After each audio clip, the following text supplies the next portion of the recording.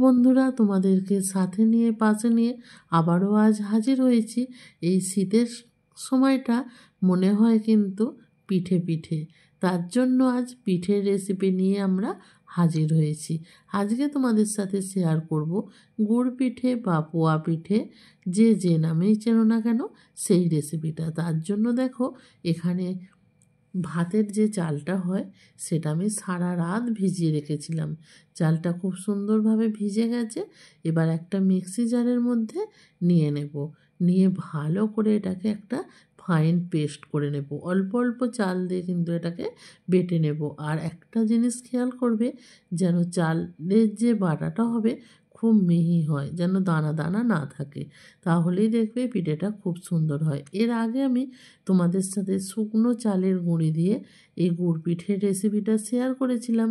আজকে তোমাদের সাথে এই চাল বাটা দিয়ে কিভাবে এই গুড় পিঠেটা বানানো যায় সেটাই তোমাদের সাথে শেয়ার করব। দেখো কতটা সুন্দরভাবে বাটা হয়ে গেছে, সমস্ত চালটা আমার এখানে বাটা হয়ে গেছে। এবার আমি চাল বাটাটা ঢেলে নিলাম। দেখো কতটা সুন্দর হয়েছে এই বাটাটা। এই রকমভাবেই কিন্তু তোমরাও বেটে নেবে। চাল বাটাটা সব নেওয়া হয়ে গেছে। আর এবার এখানে দিয়ে দেব 1 বাটি আটা। এখানে আমি আটা দিচ্ছি, তোমরা আটার পরিবর্তে ময়দাও কিন্তু ব্যবহার করতে পারো। 1 বাটি আটা দিয়ে দিয়েছি, স্বাদ মতো দিয়ে দিলাম লবণ। আর এবার এখানে দিয়ে দেব আখের গুড়। আখের গুড়টা দিয়ে আজকে তোমাদের সাথে এই গুড় পিঠের রেসিপিটা বানিয়ে দেখাবো। এখানে স্বাদ মতন যেমন মিষ্টি পছন্দ করো সেই রকম বুঝে গুড়টা দিয়ে দেবে, দিয়ে ভালোভাবে এটাকে মেখে নিতে হবে। আর এখানে কিন্তু একটু জল দিতে হবে। জল দিয়ে ভালোভাবে দেখো ব্যাটারটা তৈরি করে নিয়েছি।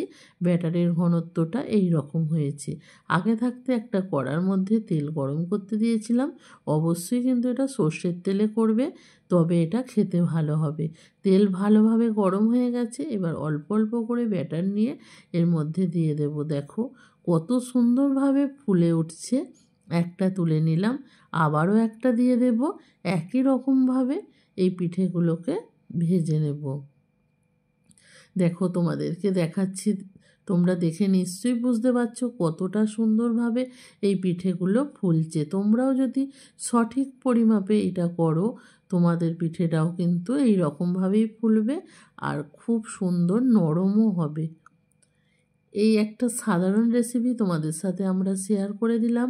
তোমরা অবশ্যই এই পিঠেটা বাড়িতে বানিয়ে খেয়ে দেখো এই পদ্ধতিতে। আর যদি তোমাদের ভিডিওটা ভালো লাগে অবশ্যই কিন্তু লাইক কমেন্ট শেয়ার করবে। তোমাদের এক একটা কমেন্ট আমাদেরকে নতুনভাবে উৎসাহিত করে ভিডিও বানানোর জন্য।